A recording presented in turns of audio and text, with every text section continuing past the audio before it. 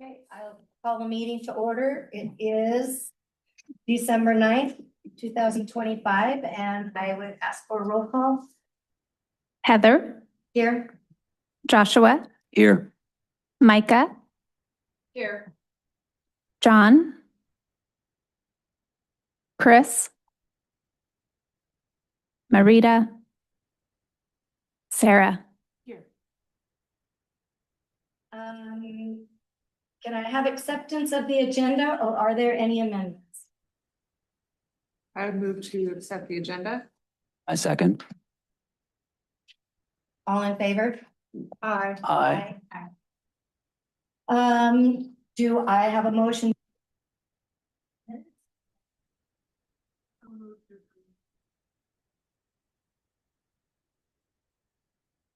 Second, it's not turning green. Yeah, I've noticed. Second and.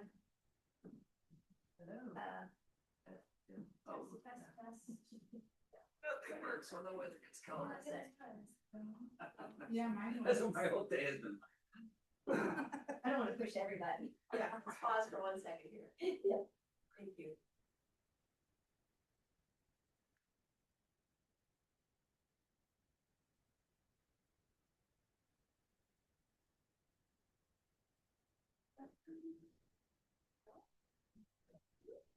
How about now? I don't see green on mine. Mine was turning green. Yeah. Did you just turn it off? I did, yeah. Oh, here we go. That's better. It's resetting. It's thinking.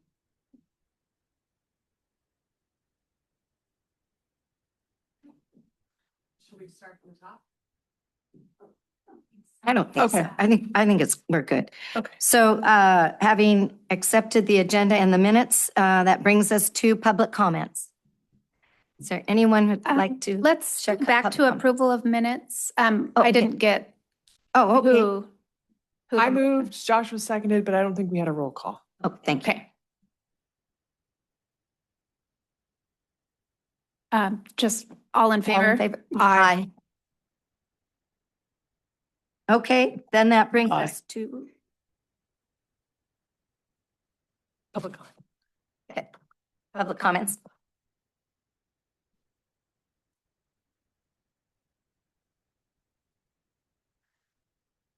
I'm Judy Omer, and I generally stand and talk about the towers going up in town. And what I really want to talk about today is more the whole planning aspect of it. Because these towers hit Petersburg in a way that our ordinances, our city charter, our whatever, we're not prepared, not as prepared as Wrangell, not as prepared as Haynes. And I think we need to start sorting some of that out. And it may begin here in the commission or the committee, whatever, that's even named planning and zoning, because each of the three towers that's being looked at, being erected, is going under some different situations, with one being out in service area 2. We're finding out now that entire section is wetlands, and there might be some reasons to take a pause there. For the people living there, a different kind of pause is another one of the towers in another town went up in flames. And out there, there's no hydrants, no city water, no fire department, no anything. And while we could easily say, well, that's a danger of living out there, nobody expected to have a tower like that next door. And it creates a situation where it's really hard to even get fire insurance. So I'm just, I guess, putting a push here with the whole idea of planning. We can't always anticipate what is going to come up, just like the Heimdall subdivision out there didn't anticipate needing covenants that ended up protecting those on the Manish side of the road. And so if we could just take a pause, look at what's going on, look at what we think is going to happen. I mean, even on the federal level where some of this is coming from. They just passed out of the House Committee on Energy and whatnot, a bill that passed narrowly 26 to 24. And some of that pushback comes from comments from communities, from individuals, from organizations that are concerned about this rollout of towers nationwide. And a lot of it is being called, oh, it's just bandwidth That's not going to hurt you. There's not as much emission on that as your cell phone or your microwave. And broadband isn't the end of those towers. That's when they start selling the space, which is what they're talking about, where they can sell to the, like GCI, APT, AT&T, and things like that. And that's where you get into the parts that catch fire. It's not just the steel that looks ugly in a neighborhood. So I just encourage you to start looking at our ordinances, what we need to protect ourselves with, what you need in order to make decisions on permits and that kind of thing. I have a handout I can leave for you to pick up later, and it just talks about the bill that is now going from the House to the main floor. It's really not about just broadband towers. It's about shifting power from the city councils and the county boards to Washington and to the corporations that are going to profit from this. Their allegiance is to their stockholders, where our allegiance as decision makers in our town should be to our own people, to our communities. So I'll pass this out or leave it with you and you can pass it out later, but it's kind of some interesting stuff. Thank you. Thank you very much. I have a question for you. Yeah, if you don't mind, speaking just a little bit, exactly what bill was that and which way did it pass? Did it pass in favor of the corporations or in favor In of? favor of the telecoms. In favor of the telecoms, 26 to 24 narrowly? Yes. What bill was that exactly? Do you remember? Oh, I think on here it lists what it is. There's a package of like 15. Okay, gotcha, but you got it in the I info. think it should be in the handout. If not, I'll get it to you. And that was action they took on December 5th, I believe. Second. Second, excuse me.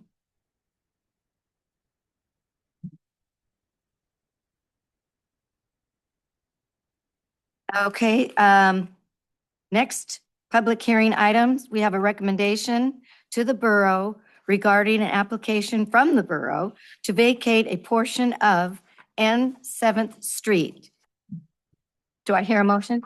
I would move to recommend to the Borough Assembly to approve the vacation of a portion of North 7th Street adjacent to Block 275 USS 1252A with the condition that the vacated right-of-way should be consolidated with the adjacent lot, Block 275.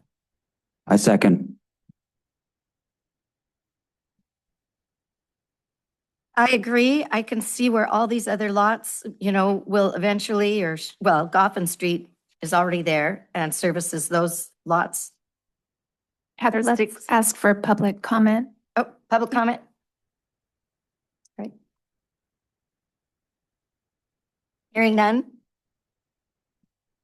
My thought is that these lots have access from Goffin, and should Lake Street continue here, the other lots would have access from Lake Street.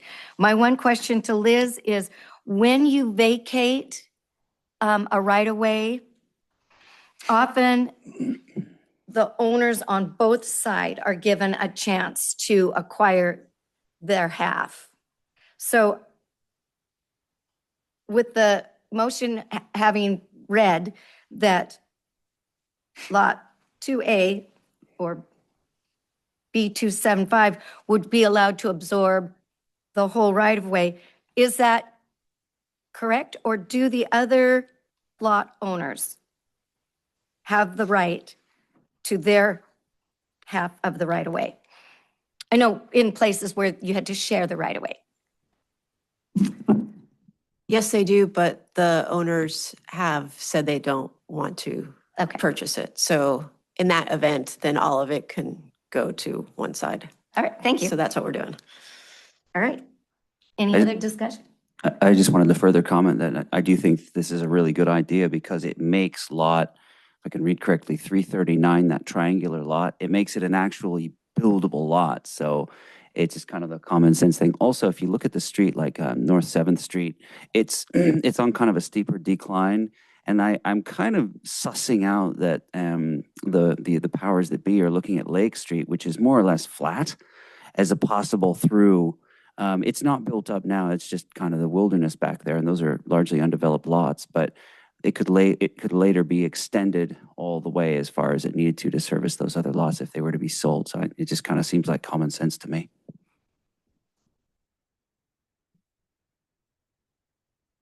Discussion? We call the roll? John? Oh, John's not here. Heather? Yes. Sarah? Yes. Joshua? Yes. Micah? Yes.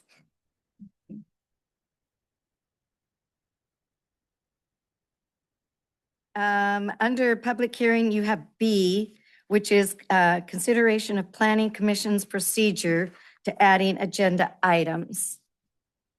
Is that just where commissioners make their commissioner comments, or do you have something more that needs to be said there? So a couple of commissioners asked what our process is for them to add agenda items. And I realized that we actually didn't have anything in writing. So I thought it'd be a good idea to lay out a procedure for how we would do that. And page 14 is kind of the summary, and page 15 is more written in the short form of what we would actually call our process. But basically, it tries to establish a clear procedure for the commissioners and also make sure that we meet our public notice requirements and adhere to the deadlines and timelines that we have for the public. And so the commission would also follow those same timelines for getting things added to the agenda. And then also there's a process for if you can't meet that timeline, and we could just put it on commissioner comments and then make it on to the next agenda. So, just sort of when things come up. I think one thing to keep in mind is if you want an item on the agenda, if we're going to make it a public hearing item, it needs to be an actionable item. Up until then, you can have discussion under commissioner comments, but once it becomes a public hearing and we're putting it out there for people to comment on, it should be in the form where the commission can actually either amend it or vote on it, or, in a pretty formal format, So if you have any comments about this, if it's something that's not clear, this would be a good time to discuss after you make a motion and second it. I would move to introduce this process formally to the commission. Second. All in favor? Aye. Aye. Okay, having gone that far down the road is, can we now hear commissioner comments, please? Do you want to go first? Go ahead. I have a commissioner's comment. So regulatory questions regarding communication equipment, commercial wireless communications facilities, broadband, 5G, and 6G services have been brought up by many members of the community. Members of the public have expressed a strong interest in the borough adopting more restrictive rules, especially given that our ordinances are so very old. After reading research submitted by folks, talking to Liz, and Assembly members Martin and Schwartz, I was encouraged to bring the change of an ordinance issue up at this level, rather, so we start it here. So I would like to ask my fellow commissioners to agree to put on next month's agenda as an actionable item the issues of these ordinance changes that I'm going to propose. So if an ordinance is adopted, it is effective of that date. So what I'd like to change, add, or subtract language and suss out, I know that Liz is the one who writes ordinances, so I'll need a lot of help. But ordinance 19.44.020 industrial, 19.32.020 commercial 1, and 1036.020, commercial 2, all of which do speak to communication towers. And deal with them as either principal permitted and as principal permitted uses. So I would like to change parts of the Petersburg Code to add language that would say communication equipment. To say cell tower is a trap and it doesn't describe what's coming down the road. So Haynes has been describing them as communication equipment. And in the context that I'm bringing it up here, I assume that we're all agreeing that when I use the word communication equipment, it encompasses broadband, 5G, possible 6G, and commercial wireless community facilities. So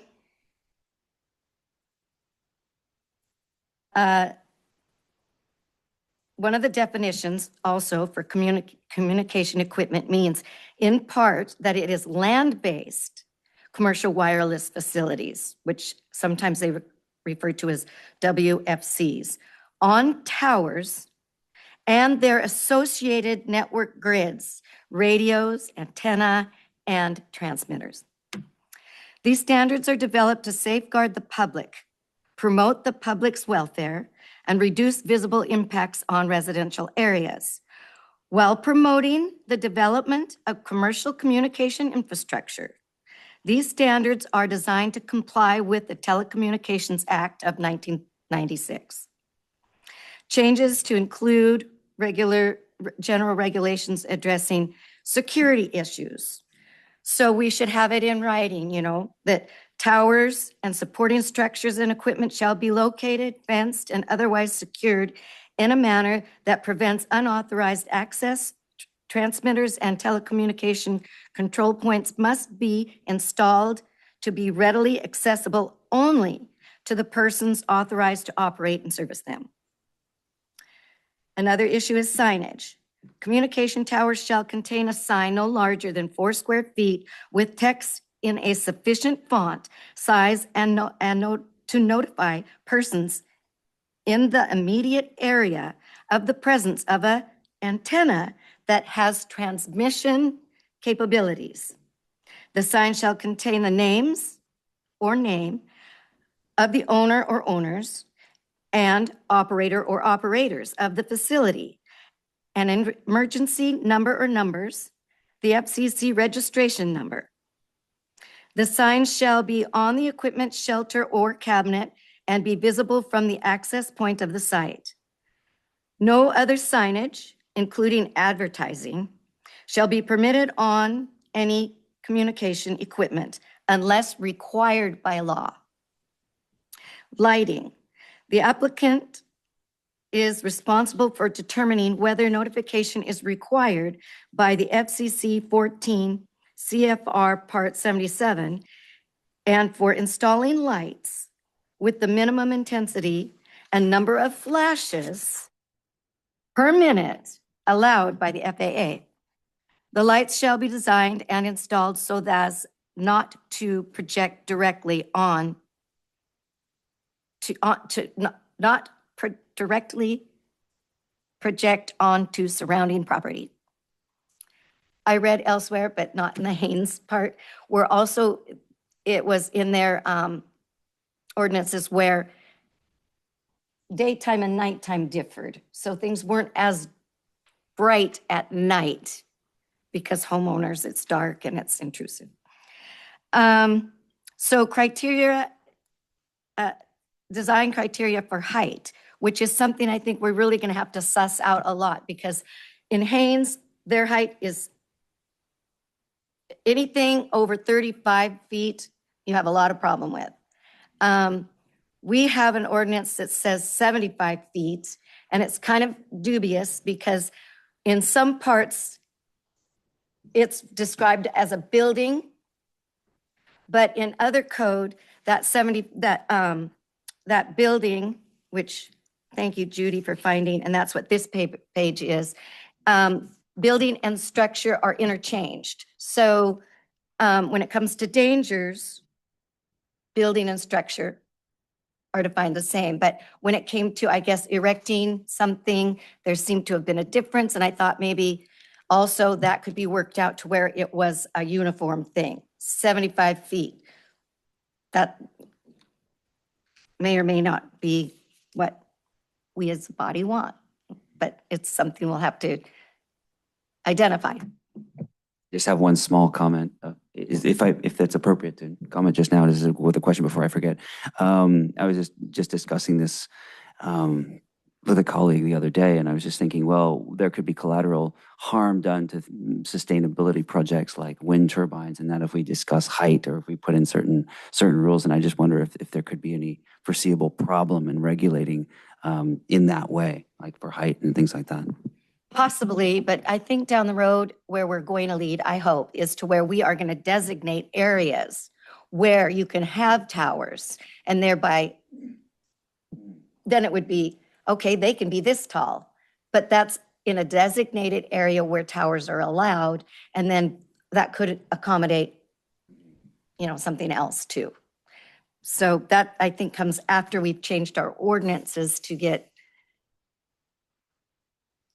this first step finished, then move on to, okay, now where are we going to allow these towers? Because we have to allow them. Okay, so setbacks, freestanding tower and appurtenant, I hate that word because I can't pronounce it, blah, structures shall be subject to the setbacks described below. 1, the minimum setback distance from property lines is equal to the above ground height of the tower. 2, the minimum setback distance from the nearest private property shall be 1,500 feet. I'm getting this directly from Haynes. 3, the minimum setback distance from homes, schools, hospitals, childcare centers, playgrounds, assisted living facilities, and youth centers shall be 1,500 feet. Exception to setback. If the provider can show that without the tower, they are requesting within the setback, there would be a significant gap. So they're not like saying a home, like my dad never had internet. He bought us all a computer in the 90s when the kids were little. And then when the kids graduated from high school, he bought them all a laptop. But my dad himself never had a computer, never had a cell phone. So be careful what you call a gap. Some people, it's choice. So they need to demonstrate that there is a need that is not just, oh, there's no coverage here, but maybe it's because they don't want it. So minimum setback, exception to the setback, if the provider can show that without the tower they are requesting within a setback, there will be a significant gap in service coverage as provided in the Telecommunications Act. And the exception shall reduce the minimum setbacks distance only so far as to accomplish the deficiency. So it's like, okay, now we get the tower, so boom, we access all these others. It's only supposed to access to the deficiency. Maintenance. Owners must maintain equipment in good condition, free of damage or hazards. Structure assurance assessments. The owner of freestanding communication equipment shall submit a structural assessment report signed by an engineer licensed in the state of Alaska who conducted the assessment to the borough every 5th year from the date of the issuance of the land use or conditional permit. Removal. Communications equipment unused for 1 year must be removed within 90 days at the equipment owner's expense, unless an extension is granted by the borough manager. Responsibility for removal shall default to the property owner. Application criteria and process. The applicant or installation of a new freestanding commercial communications equipment in allowable zones of the Borough of Petersburg requires the applicant permit approval by the borough in acceptance with the pertinent codes.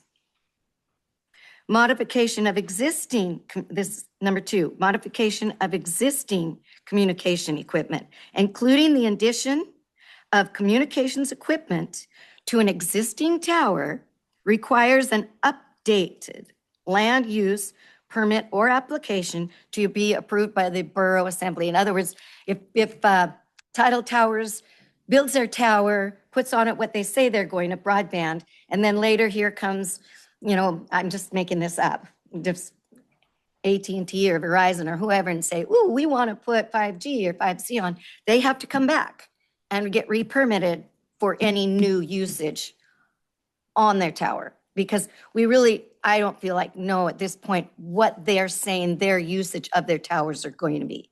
So this safeguards us that in the future, they don't get to just do carte blanche. So once we know what they want to do, then when something new comes up, they just have to come and get re-permitted for it. And, go through the application process again. All applications for a permit for a new freestanding communications equipment shall include the following. A letter signed by applicant stating that all applicant requirements of the FCC and the FAA and any required navigational easements have been satisfied. B, a scaled site plan clearly indicating the location, type, and height of the processed commercial communication equipment, and on-site land uses and zoning, adjacent land uses and zoning, adjacent roadways, proposed means of access, setbacks from property lines, residences, schools, daycare centers, assisted living facilities, playgrounds, hospitals, youth centers, evaluation drawings of proposed tower, the equipment structure, fencing, and buffering. If an antenna is to be mounted on an existing structure, the description of the communication equipment to be co-located shall satisfy these requirements in addition. C, the applicant shall provide a 360-degree photographic simulation of the minimum, with a minimum of 4 photographs of the proposed facility from all affected properties and rights of way. 4, a written signed statement of approval from the owner of the property on which communication equipment is sited, if not owned by the applicant, and agreement from the owner's agent, and or landlord to remove the facility or obtain another permit for the facility within 1 year when the facility is no longer operating as a part of a wireless communication system authorized and licensed by the FCC. 5, proof that all necessary property ownership leases and easements have been secured to assure for the proper construction, continued maintenance, and general safety of the properties adjoining the communication equipment. 6, any changes or additions to communication equipment located or co-located on a tower located in the Borough of Petersburg shall require an updated use permit providing all the above information. I know a lot of that was redundant, but there was a lot of redundancy. So while I clearly used and gathered information from the Borough of Haines, there were some differences because, our situations aren't exactly identical. But it has been brought to my attention, and we talked about it in a group with 2 assembly members, that we need to find a designated location for these towers. We can't just deny towers. And possibly we've been thinking, oh, well, we have to make them so accessible. But maybe we really don't have to make them so accessible. Maybe their dime is what's going to make these locations accessible. And make them accessible away from our children, our hospitals, our homes, our daycares, and all of the above that I've said. So it's not telling them no. by telling them you must locate them over here. They have to figure out how to get their infrastructure over here. Yeah, so that they could be, so that they, it has been brought to my attention that the designated place for these communication equipment towers to be placed, that it could be beneficial to the community to replace. Oh, and also, once these designated areas are identified, and if they, towers get erected, people have shown some interest in maybe relocating a few of the uses to that location, like getting a few things away from the school tower, making our school area safer, and maybe even our assisted living area more safer by relocating on the new towers in the designated tower yards or tower zones. Thank you. Zones is the word I am looking for. So from the Haynesboro Assembly Agenda Bill, amend the ordinance and prohibit any new cell towers within 1,500 feet of private property within the entire borough. I quoted that from Haynes. So that's my submission for a commissioner's comment, knowing that Liz is going to have to suss out a lot of that with us.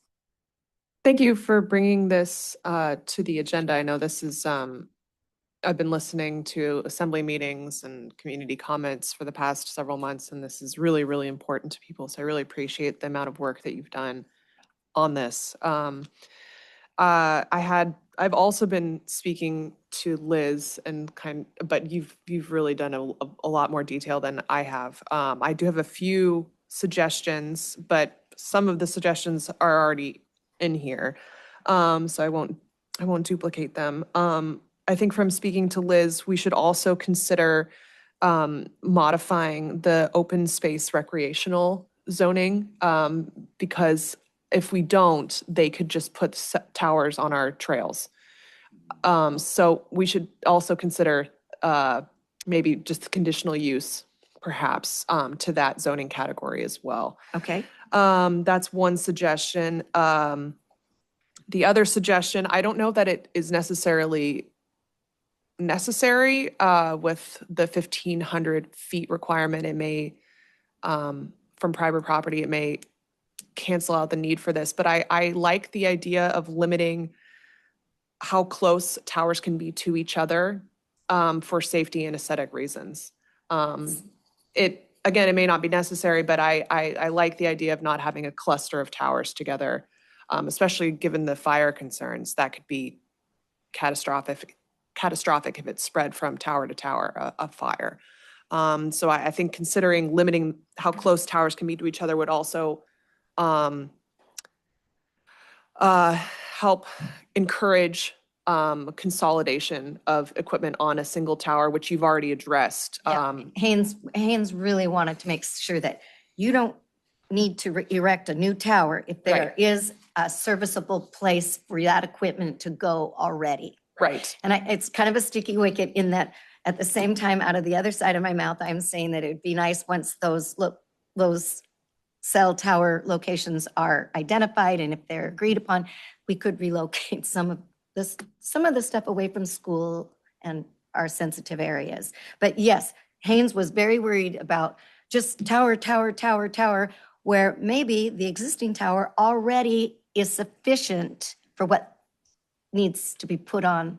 Exactly. What they're planning to put on a new one. I know that the corporations seem to like building new towers so they can use them as rental income in the future, but we should, I think, encourage, rather than making the most money, protecting our aesthetics and safety with just some little bit of thought. And then the last, I think, is really important to start talking about, which I've heard, on the assembly and kind of murmurings in this board, is start talking about service area 2 or zoning outside service area 1, whatever we call it. I liked Liz's phrase of calling it zoning light, because I don't think anybody wants the ability to build a cabin without utilities taken away. But I do think, I know I hear lots of concerns about, what if, besides just cell towers, what if they want to build a nuclear facility out there? What if they want to build a prison? What if they want to build data centers? They can at this point because there's no rules against it. And so I think starting that process, it will be probably a long process, probably multi-years, getting some zoning outside of Service Area 1, but I think we should start the ball rolling. I know Mayor Lynn is talking to people about what they want, what restrictions they do want out the road. But I think we should, it affects everybody. And so I think the more people kind of researching it and thinking about it and talking about it, the better. I like the conditional use setup that you've done here. I think that makes a lot of sense to allow some things, and make things not, unpermitted, but you have to go through the planning commission process to put it up. So those are my comments. Thank you.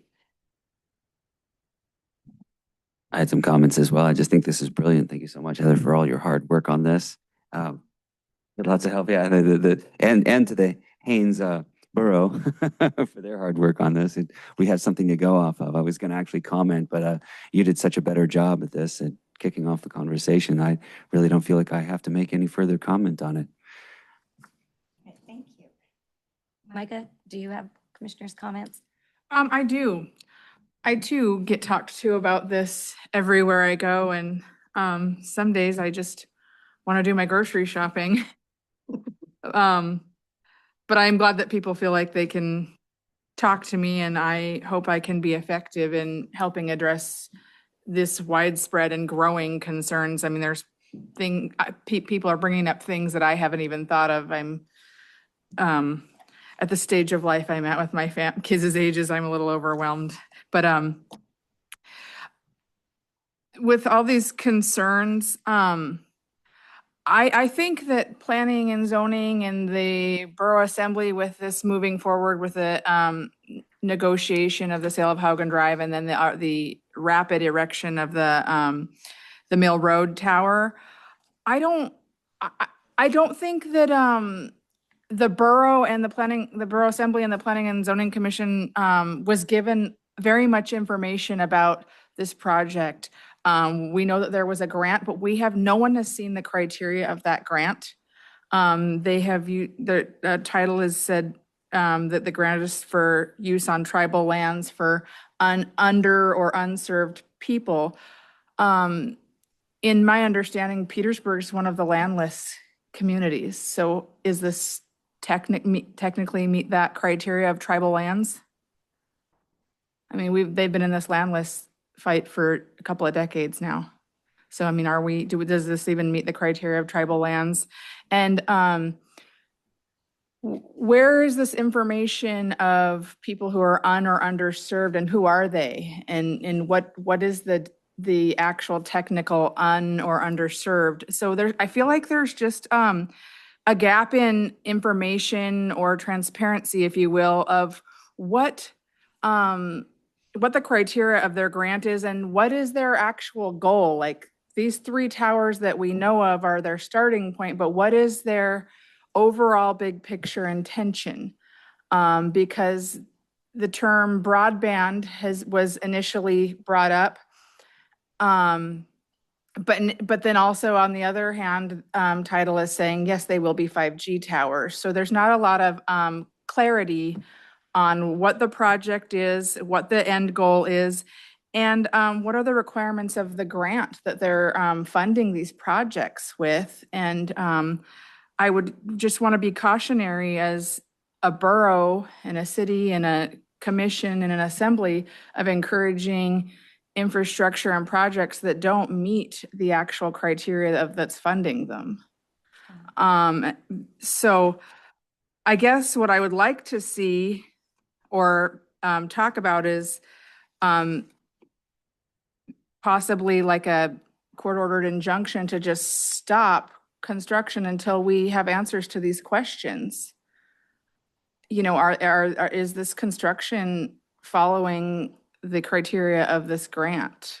that is federally funded by taxpayer dollars. If we were able to get an injunction and pass these ordinances, then part of these new ordinances would say, to get permitted, you have to identify what you're doing, what you're building and why. So instead of just saying broadband and then, oh, out the other, there might be 5G, they would actually have to identify what they're putting on a tower. And then should they want to put, I'm now being really redundant, but I did state that then if you want to put other stuff on the tower, you have to come back and start that permitting process again for the new stuff.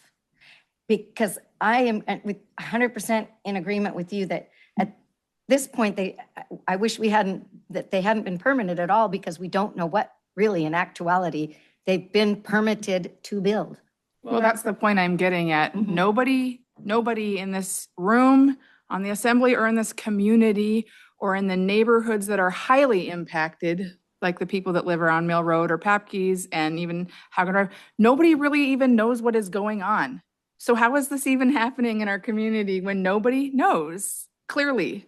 It should have been I part of the mean, permit. I have personally spoken to the project manager at Tidal, but I've been told 2 or 3 different things, and it changes over time.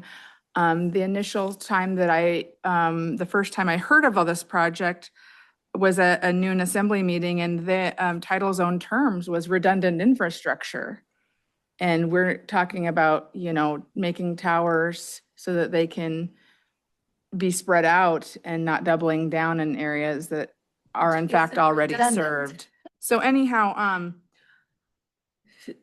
kind of piggybacking on everything that Heather has worked to put together, I just feel like this project has gone ahead without clearly what exactly is it and what's the end goal.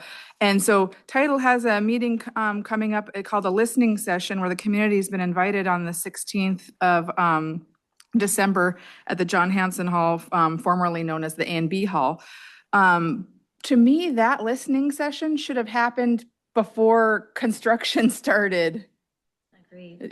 To be a good neighbor, don't you know what I mean? When you have something that highly impacts your neighbor, don't you want to be a good neighbor and work with people, especially for the betterment of our community? So I just have questions that have yet to be answered, specifically about the grant criteria and what is tribal lands and who's under and underserved or unserved, that justifies this high impact infrastructure that is alarming the community. And this the growing alarm is concerning to me as someone that sits on this commission and is tasked with helping make policies or procedures that honors people's concerns and their best interests. Because, we're talking about, somebody made a really good point at the assembly meeting, the last assembly meeting, that these affect property values. And when property values go down, so does the borough's tax revenue. Mhm. So whose profits are more important? These corporations that can tack on rental space for their 5G antennas, or the money that actually stays and serves this community? Well put. So that would be my commissioner comments. I would like to see a halt to construction until we get some more clear answers, because this is our community and we should have known more before things started rolling. I think that at this point, I have to ask if there's a motion to put on next month's agenda the ordinance changes that I was trying to outline to you guys. I certainly second. It was your motion? Sure. Okay. Yes, I would like to see on next month's agenda some considerations. So we can work it out. Yeah, some zoning changes that we've discussed today.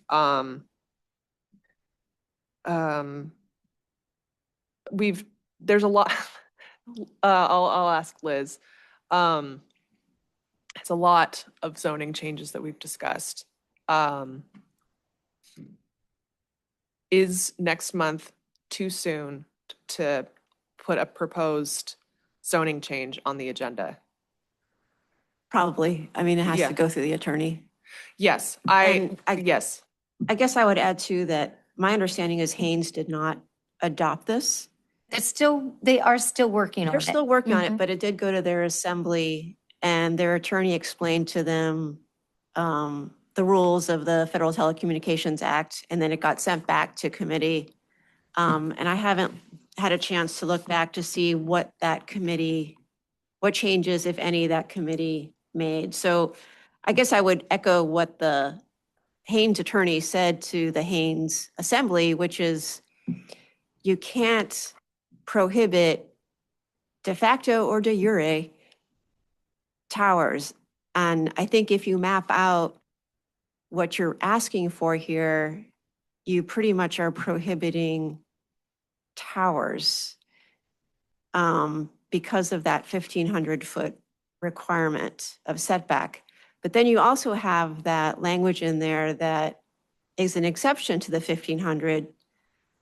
So A part of me is like, significant I'm not gap. even sure if you're really going to get anything with that exception language in there. But, But they have their studies, right? And so they should be able to show us their studies. Well, here's well, they don't Here's build a tower the without a pocket of study. unserved. So Here's the pocket of unserved and, is it significant? they don't build a tower without a study. So they're not going to Mhm. come and build a tower unless they know that But there's they a could gap. haven't give seen that the study. study. We We haven't want to seen- see the grant and the study. I'm just letting you know that with that language for exception in there, you might just be, Is it's the first, it's for naught, I guess, is what I'm wondering. Okay, You so know, I- and then the other thing I would add too is the 1,500 feet. What is the basis for that? 1,500 foot. I have a if it comment. was safety,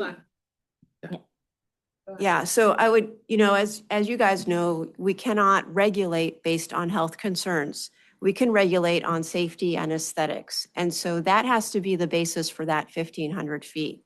So just think about that, like how you're going to justify that number based on those things. and I Um, thought that was within here, what I read. The other thing is if you want to prioritize co-location, then I think you need to give an incentive to prioritize co-location. I think the way it's written, it doesn't really, there's no advantage for a company to co-locate because you're asking them to do exactly the same thing as if they're going to build a new tower, so why not? So again, you're not really prioritizing co-location in my mind on this. So unless you either provide some easier path for that or prohibit towers within a certain distance of each other, I don't think you're getting what you're saying you want in that ordinance. So those are just.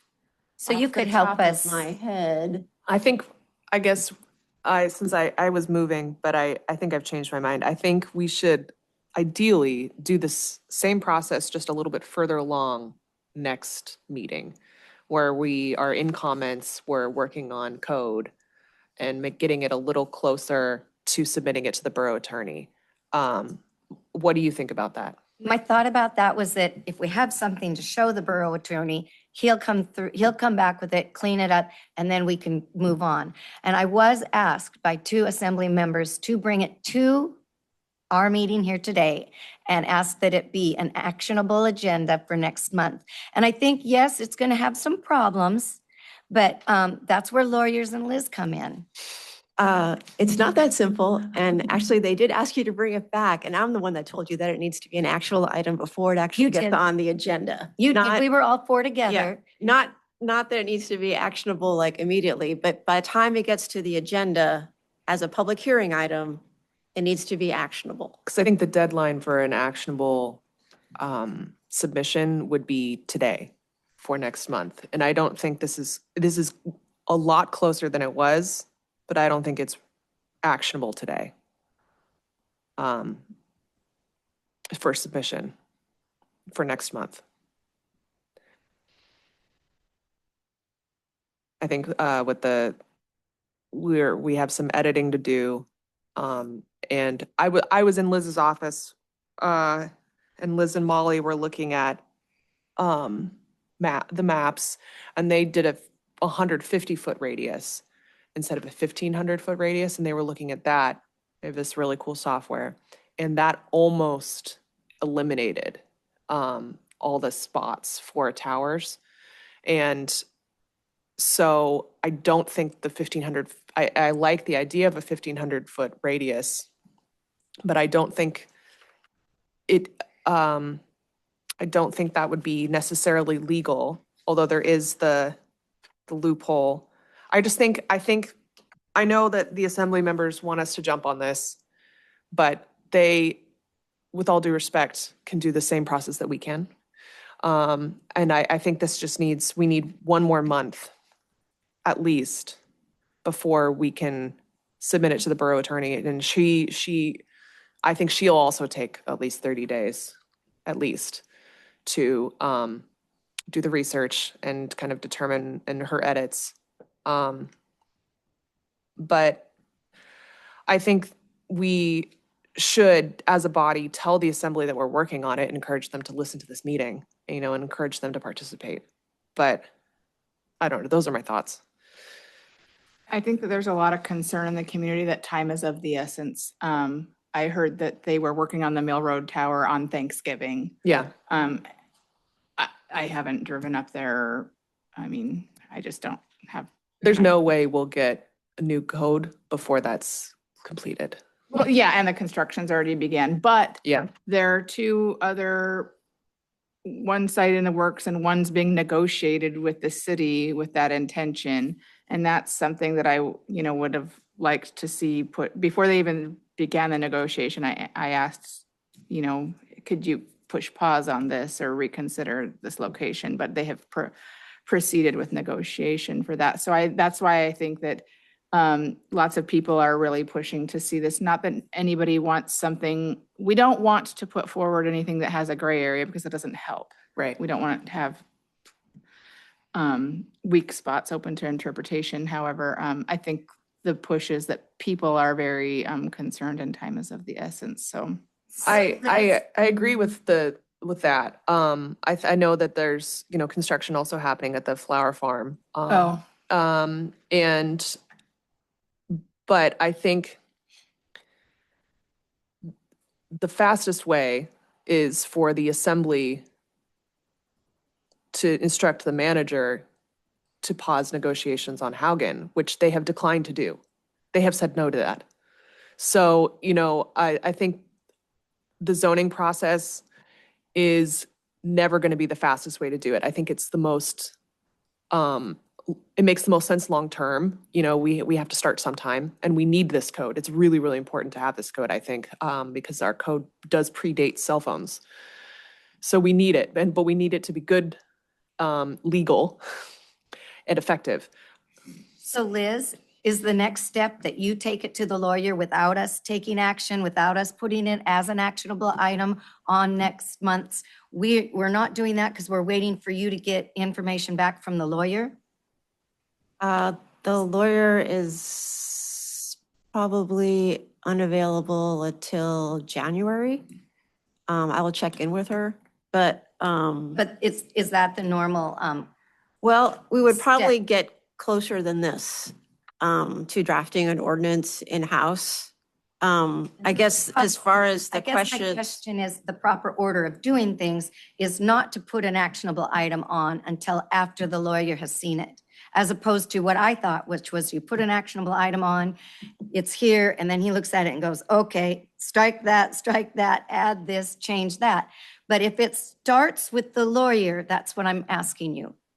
Usually we're further along before it goes to the lawyer, unless we're asking the lawyer to draft something from scratch, but you guys have specific opinions, so we're not asking for that. So usually a little bit tighter than this. So that's why I'm a little confused. If we don't take it up next month and the lawyer doesn't take it up before next month, we're just kicking Well, it are you down the road guys, a long I mean, ways. are you guys 100% behind this? Because that's not, As a starting point, I am. So I would like to see, I think it's a lot further along than I had, but I would like to see changes to this before I would vote to approve it. But that's what I thought too, is that we are not putting this on the agenda item to approve as is, just the way it is. But if we can get it on the agenda and the work gets started on it, then the lawyer can see what we have and can work his magic to make it legal and make it right. But if it's not his job to take it and start from scratch and do it himself, well, then we've just wasted a month.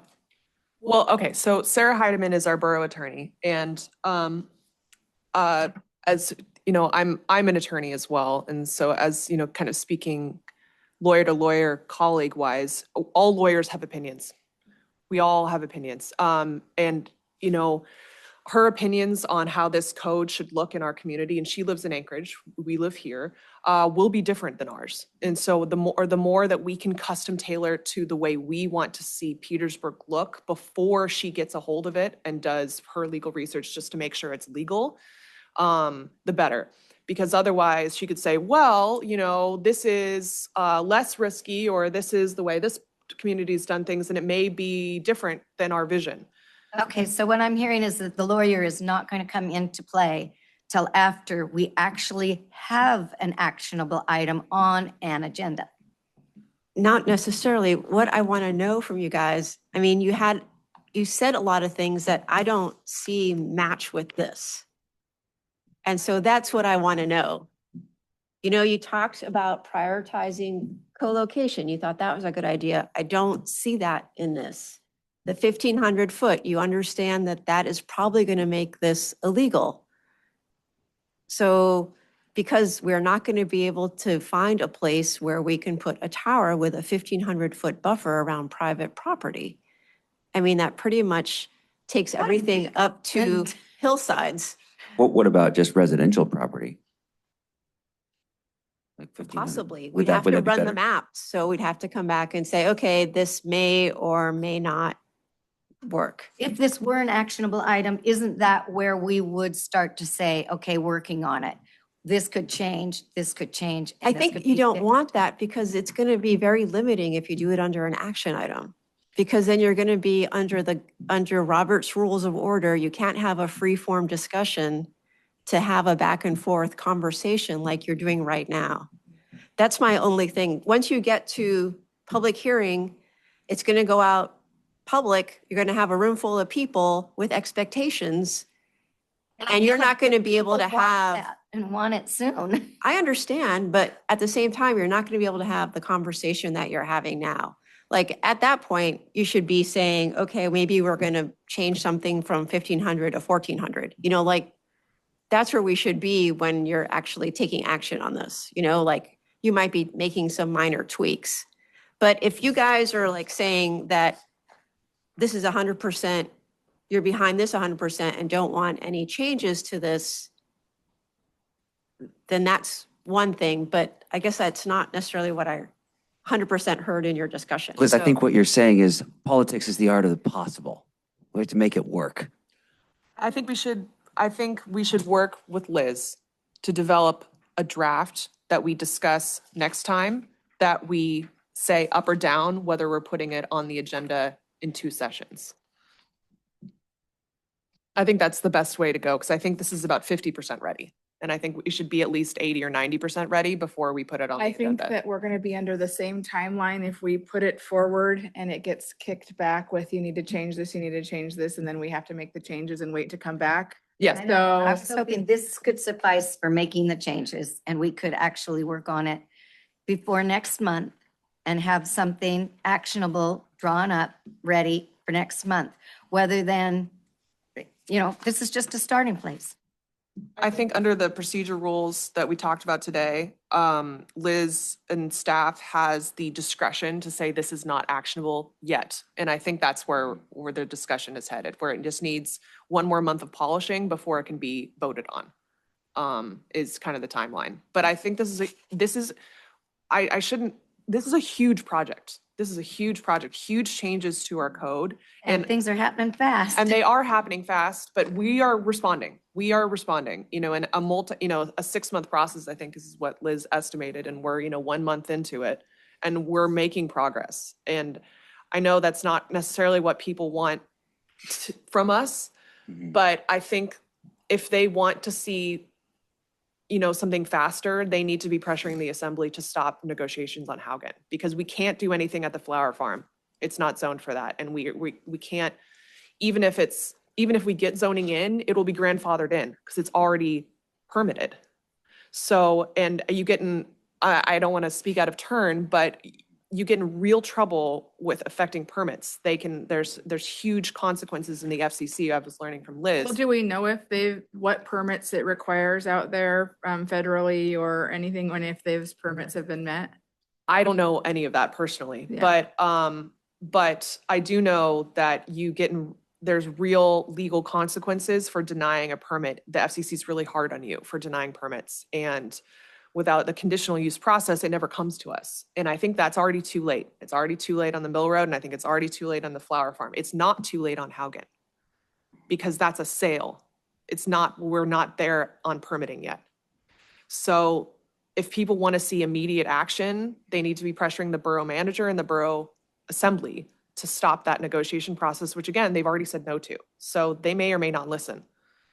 But I think, if people are wanting to see results from us, we are working as a commission. We're doing our job. And we can't go any faster, I don't think, than we already are. Something that I've been trying to comment for a little bit. There was a study done, you're probably wondering why 1,500 feet. There was a study done that conclusively proved that there was an increase in the incidence of breast cancer in people that lived closer than 500 meters to a cell phone tower. So the FCC, one thing that they say, which I personally find very ominous, I think this is a confession of guilt in some way, is that you are not allowed to have regulations that are health-based preventing towers, which Yeah. again, I find extremely ominous and a confession that there is indeed reason for concern, but it is illegal for us to have health-based restrictions on tower location. Yeah, it has to be aesthetics. And what was the other one? Safety. Physical safety. yeah. Physical safety, like Yeah. fires or the structure falling down. That's Right. where 150 feet That's comes why from. people have the tower height as the As the, Can accumulate or Yeah. whatever. Yeah. so it's. ice falling. Yeah. Yeah. So, 1,500 feet may in fact be an illegal restriction. Because it's But health-based. we tried to be careful to say safety and aesthetics in But- here. Right, but that's. what is the safety issue at But they 1,500 read between feet? the lines, Yeah. and say, well, 1,500 feet is not safety, it's health. It's aesthetics too, though. True. So, True. but what is the aesthetic for 1,500 feet? That's where you run into the problem of, sustainability projects like wind turbines that we want, right? I agree that we like sustainability projects.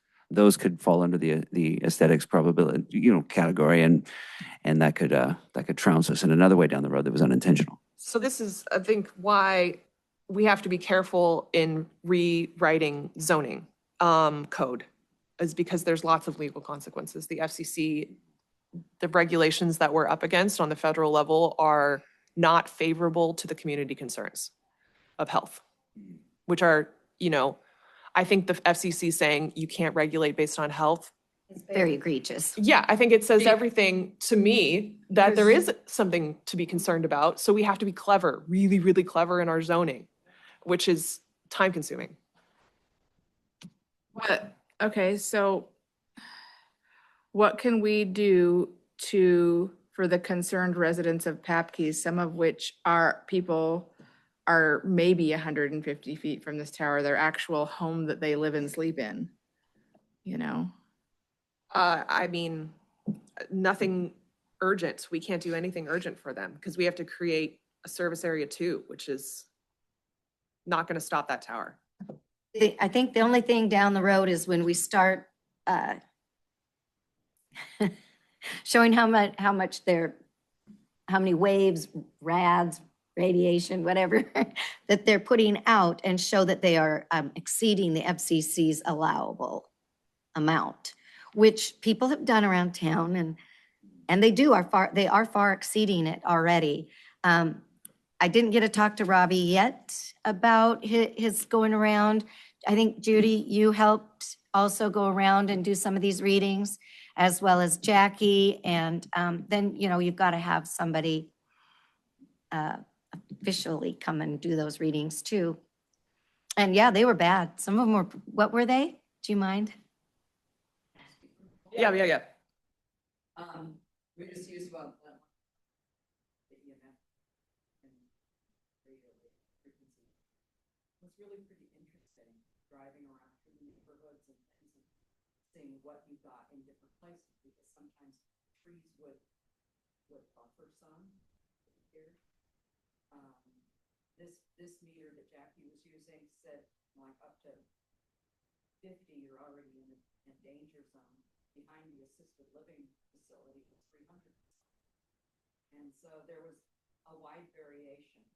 Right under the tower at Mill Street, right under it was 0. But we're just talking about steel construction. So what we're doing is trying to get baseline right now of what's already going on. And sometimes maybe to get change, to affect change, you do have to like bump the envelope. You have to be like, okay, 1,500 does not seem reasonable. They don't like it there, but you push the envelope until you do get changes made, because the only thing evil needs to prevail is for a good man to do nothing. I mean, really, it starts somewhere, and we're gonna get a lot of pushback.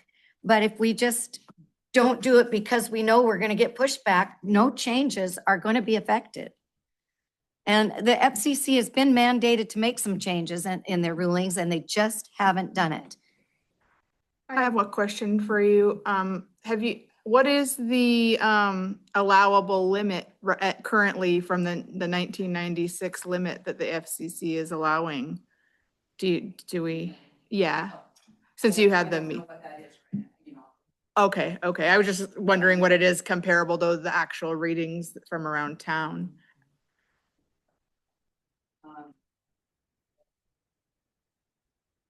The FCC, we already keep going over and over, antiquated guidelines, 1996 from cell phone, that kind of thing. And they were court ordered to review that and update, and they refused. So there's another lawsuit for that, and also looking at taking that to the appeals court. So things are going to be changing. Part of me that just hates to see us Be reactionary instead of get ahead of it. It's illegal based on something that is illegal. And so I think, more is happening, and more is happening in some ways rapidly. Thank you.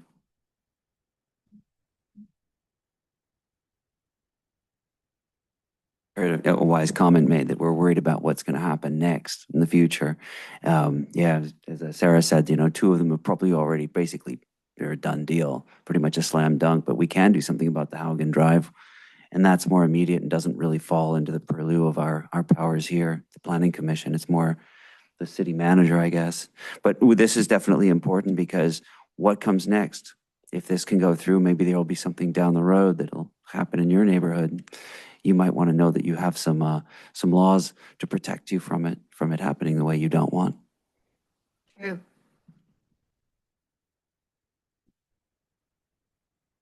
So if I may, I have a couple of questions. Do you guys want to include something that prohibits towers from being, closer than a half mile or mile from each other and promote co-location? Yes. I do. Yes. Yeah. Yes. Yep. So Not to beat a dead horse, I realize Hill's being built, but between Mill Hill and the tower on Arnez, it's like a quarter mile. It's not very far at all. Why the necessity of another tower so close? Just want to make the stipulation that does not apply to wind turbines for sustainable So- electricity, right? Okay. No, I didn't mean to laugh at that. It was just like, okay, Because we could shoot ourselves in the foot, right? right. No, I um, can make an exception on. So just again, so when you do proximity to another tower, it'll probably, or it could have that same exemption where if they show that there's a need, a service gap. A significant, we got to use the word significant in there. And how would you define what is a significant? Well, I think if we saw their work there again, Tidal Towers has kept us in the dark about the grant and its particulars, but also about what they want to build and what they're putting on it and why they want to build, how close do they want to build them?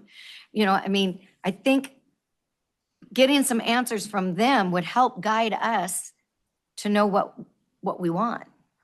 But we're talking about not just Tidal, right? We're talking about anybody that comes to town. True, And if they're but going to show us places- if we're saying, okay, you can't build a tower because that's too close to this other tower unless you can demonstrate a significant And I- service gap. That caught in my mind, how are we defining? and How are you using the word defining Significant. significant Right, service? so is that going to be found in the FCC's 1996? I think we need to define what guidelines. significant means to us. Right. We're Or not just looking kind for of- someone else to define it. Okay. So I think that would have they to, need to be 2 miles apart, within 2 miles to ping? Oh, okay, So they- that's what I was heard, but, okay. I think that we would have to, my first thought, and this is something we obviously have to research and talk about, is the word significant. Maybe in that exact area, we would have to think about population density and is this area where they want to put this tower, you know, what is that used for? Is it residential or is it commercial where there's lots of business happening? Or, you know, what is the need in that area and what is the density, you know? Maybe So- rather than significant, the word we should use is demonstrable, a demonstratable, Oh, yeah, that, To something demonstrate. which requires evidence to come before it. Just, Mhm. that's a good idea. Yeah, instead of getting hung up on a word that we're trying to define. yeah, definitions are a pain in the butt. But if we're requiring evidence, then it'll come before us and we as a body can decide whether they've demonstrated a gap. Brilliant, I like it. And proximity to another tower, a mile, 2 miles. I think the topography here is not ideal for towers, so I think you might say a mile or something. But that even is pretty far in tower worlds, I think. Just a thought, would we be better served? I don't know if this is even possible, but to offer land that's a little bit further away from residential areas, it might be a little higher up on the hill. Would that be feasible for this type of project? Like we make a trade, for example? I think they're reviewing all the kind of available, anything that's for sale, I think they're reviewing. And I think that's why they're kind of, you see a mix of privately owned and publicly owned, but And that has been one thing, thanks for saying that the residents have, the concerned people, people not only that live at Papke's in proximity to the tower, but there are people just concerned that that's an option that they're wanting to explore is there borough land that we can, that can be traded to Tidal Network for the flower farm site and see the borough use the flower farm site for something less impactful or maybe a more positive impact on the adjacent residents. And is that an option that the borough can explore and how would we go about that?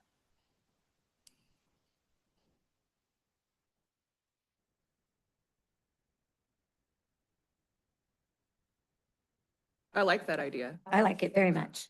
Um, Community garden. I don't know the process, but I think that's the sort of question that probably should be posed at the next week's session with them, you know, to them. Well, is that something that we as a planning commission could agree upon to go to them and recommend that due to community concern, we would like to recommend that a land swap between the assembly and Tidal for the Rory Road project? Or or is that not something that the planning commission does, Liz? I've heard that the rifle range would have been a much better spot for it, for example, out near there. Well, you have to notice your actions, so you could do it for January. Right. But I mean, I would be okay with voting on that in January. I would, because that's what we can do. So we could, but yes, I would be prepared to vote on that as soon as I am able to. So we could tell the title, you know, we're going to suggest this as a body because we have 4 votes. So we have a motion from Micah to put it on, Hold on one second, if you don't mind. Because now we have a new procedure for Yeah. how we put things on agendas, right? Yeah. okay, Which I'm not super familiar with yet, so I want to make sure that I we, just want, at least the first time out of the chute, we do it right. I just want to make sure that. Yeah, we don't She has forget made that. a motion. I would second it And but we'll get the procedure right, but Don't you guys already have a motion on the table? So, I retracted it. oh, you fractured it? So I did. I don't believe it's been seconded. Okay. My motion to put Well, you, my ordinance changes yeah. on next month's. Am I correct? There was. Yeah, no she, motion. she Right. retracted. So it died. Right. Right. So now moving on, Micah's made a motion that we put it on the agenda as an actionable item, that we approach the borough with the concept of swapping land, Papke's Landing, Rory Road land, for other borough property that Tidal Towers could use, Such as the rifle spot. such as out by the gun range or. I don't want to specify exactly that one, but it could be. Yeah, stuff- we don't want to be turned down just because of a specific, like where. They may have a better place. The rifle range was specifically mentioned to me by some of the activists in this, so we would be appeasing a lot of people in the community by doing so. Yes, we could could do a say- such as, Such as, but not it a, leaves it open. I don't want to limit us. yeah. I would second that. If we're okay to proceed, Liz. Yeah, I'm just sort of looking at Okay. agenda amendments during a meeting because nobody amended the agenda to add this item.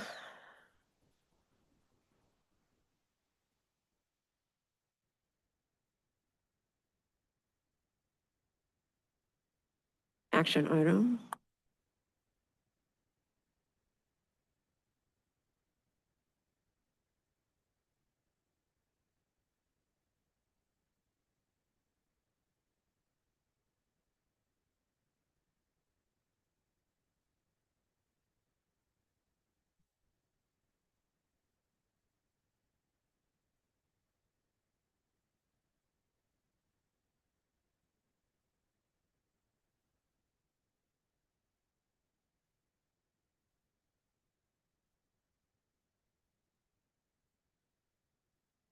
Okay, deadline, all requests for agenda items, including all supporting documentation, must be submitted in writing to the chair and staff no later than the close of the previous regular meeting of the Planning Commission. So we have to do it in writing today. So we could just write something up today, right now.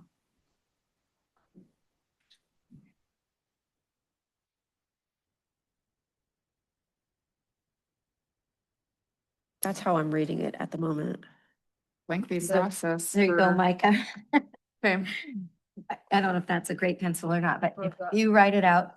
Okay. And I don't think you need a second. I think It's just, yeah, you don't need a second. I think you're, because we're just putting it on next month's Okay, so agenda. we're, okay, help me with my Sure. wording.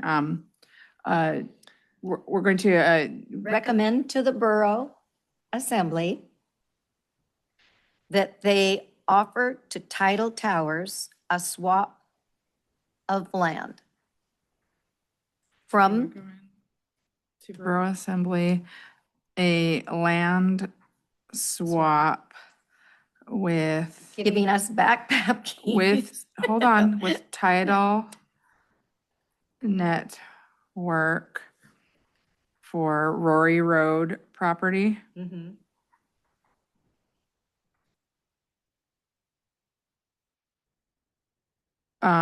For borough owned land for tower location. Tower relocation, Location. location. Cell phone tower location, I don't know. No, it wouldn't be cell phone, it'd be a communication tower. Yeah, you got to say Or- communication equipment. The new Or- language is communication equipment, apparently.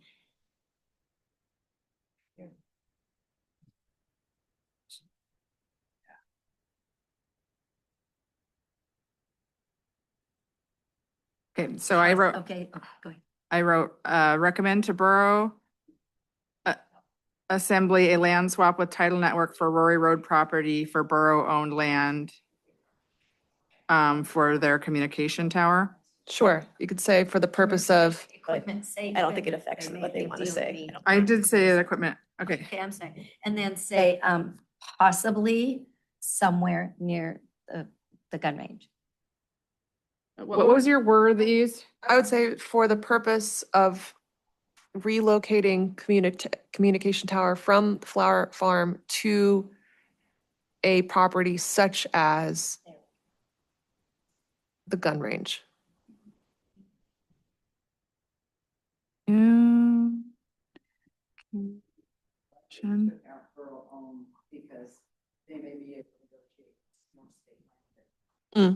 Okay, recommend to the Borough Assembly that land swap with title network for Rory Road property. So I need to take out borough-owned land Maybe public for public land. or public owned. Land for purpose of relocating communication equipment tower. Yeah, proposed or in process or, well, hold on. Relocating, Sounded good, didn't it? Well, I'm not sure. I think it's post-proposed at this point. yeah, Okay. communication tower, Planned? relocating. Can I say relocating their communication equipment tower? Yes. Mhm. Or maybe they're planned. They're planned. Okay, what, Alternate locations such as near the rifle range? I don't know. Or is that too I wordy? think she's already got that written down. no, I don't. Oh, okay.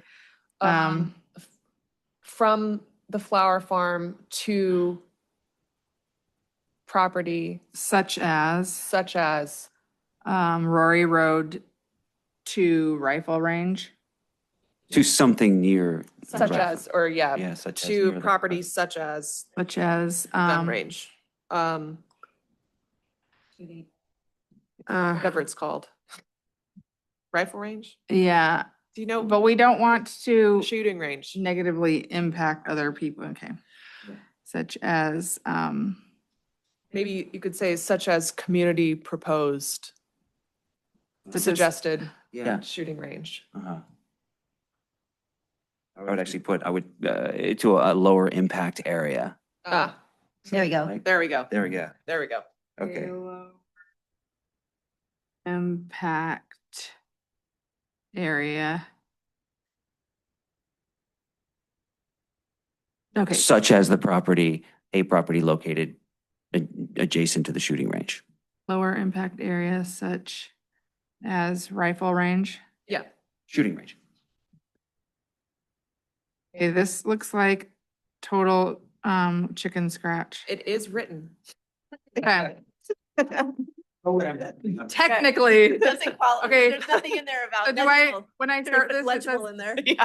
when I start this, it says recommend to, do I say the Planning and Zoning Commission? Usually what I write is recommendation to the, so it'll be, if I put it on the agenda, it'll be a recommendation from the commission to the Okay. Borough Assembly, so. Okay, Yeah. all right, I've written it technically. Very good. Very good. Nice work, guys. I feel like this was a Thank you, good work session. So we give this to Liz Mhm. and. Be on next month's agenda. next We're month. going as fast as we legally can. You guys got time for one more? Oh, sure. I don't know. I don't want to keep anybody too long, but since I'm here and I won't be for the next session. One more second. So just back to this proximity to another tower question. Right. Did you guys answer that question as far as? No, we did not give a Should technical I just put an distance X in there, like X number, X distance for now. for now? Yeah, if you guys, I can just can, put a use your placeholder there. magic map and test out different proximity, Okay. and then propose something.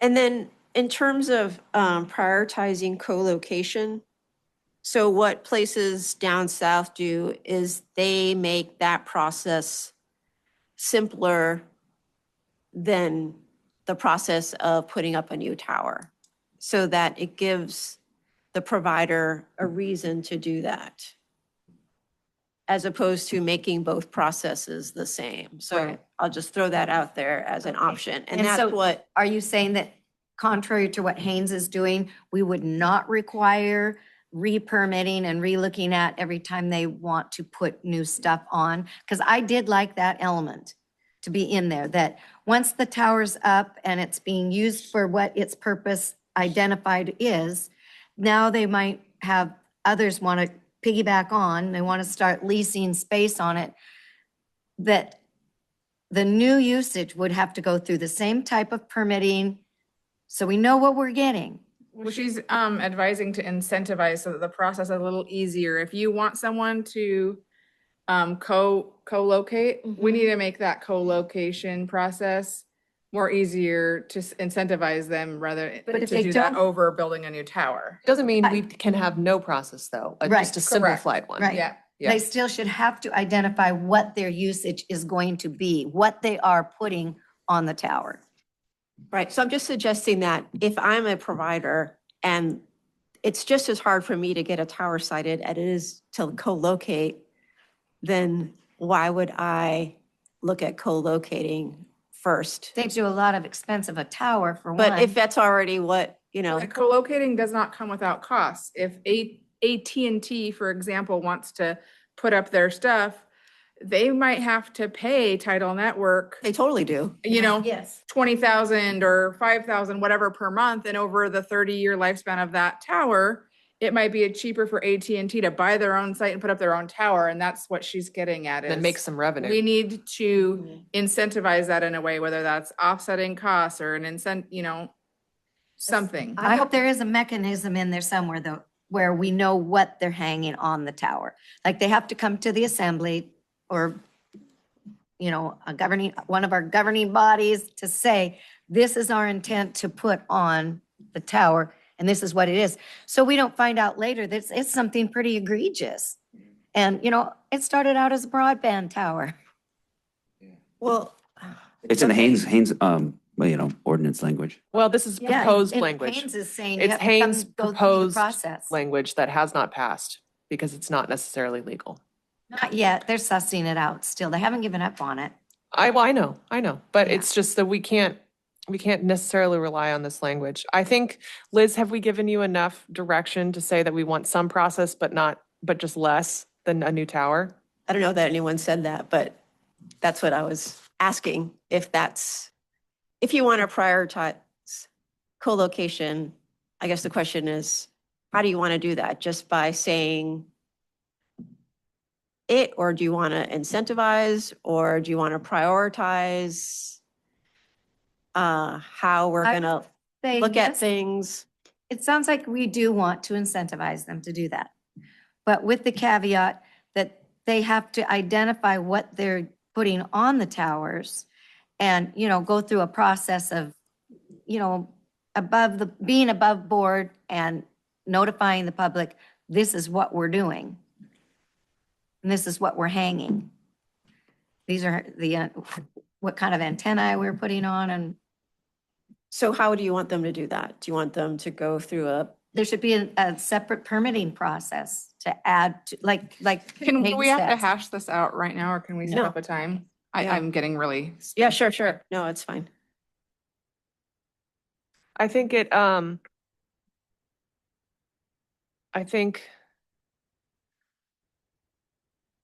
it may be that the code we're proposing would have a limited number of possible tower areas in the borough. So we may just run out of tower locations and they may be forced to co-locate. It's just a thought. If that's, the federal regulation allows us to put that limit. Yeah, I sure hope so, because I think co-location is a perfectly fine solution. I think, just kind of thinking off the top of my head, Is that, there a sorry. way we can continue this discussion yeah, in no, yeah. adjournment? I'm just getting a little bit pressed. Totally. We are definitely continuing next month. I guess there's no time for my item. Oh, sorry. Sorry. Yeah. Guys, I had an item that I had planned. Of course, the paperwork for it, I'll try to be as brief as possible. The paperwork for it got locked in my truck, which is still frozen shut. Should we do this in 5 minutes or less? Okay, so what similarities does San Bernardino, California and Detroit, Michigan have? There are two things they have in common and they're not coincidental. Anyone? Any ideas? Detroit, San Bernardino, California. They have very strict parking ordinances and they're in their municipal codes, and they have something else in common. They both went bankrupt. Let's take a couple more. Actually, what they have in common: San Francisco, California, and Mackinac Island, Michigan. Anyone familiar with Mackinac Island in Michigan? Also in Michigan. They're both beautiful places to live. People, or at least to the extent that people fight to get into those places. Okay, and they have Mackinac Island has no cars. San Francisco, you can't find parking anywhere, supposedly. It's a constant complaint, but they're thriving cities, very, very touristy locations. People want to live there. Here's what I'm getting at. When you take a parking, I mentioned this in the last meeting, when you take a parking space, it's 200 square feet plus turnout. So I own a building in Juneau, Alaska, that's a 40 by 50 foot. It's a 2/1. That's 2,000 square feet of general space. That's 10 parking spaces. So if you say, Liz, help me out here. Is the ordinance 2 parking spaces per unit here in Petersburg? Is that right? 2 parking spaces per dwelling unit. Okay, my building that I own has 5 units. That means that I would technically, according to Petersburg ordinance, have to own enough land for another building just for the parking, and that's not even considering the turnouts. So you see where I'm heading with this. Now, the reason those cities went bankrupt is it's not just because they debased their land value, which parking essentially does. If you look at a parking space anywhere, even the ones that get used a lot, they don't get used as often as you think. Look at them at night and during the day and all times of the day and night. You'll see that parking is the absolute lowest value for your investment. You can't put trees on it, you can't put people on it, you can't put stores on it, it's worthless. And there are lots of abandoned parking lots that were ordained by ordinances all over the country, including here in Petersburg. What I'm recommending is that we repeal parking mandates in Petersburg altogether. I know that sounds kind of radical, but I just wanted to throw it your way, throw it out there. But when you really look at it, when you look at the value of land and how cities go bankrupt, it's really not that radical to think that people are more important than cars.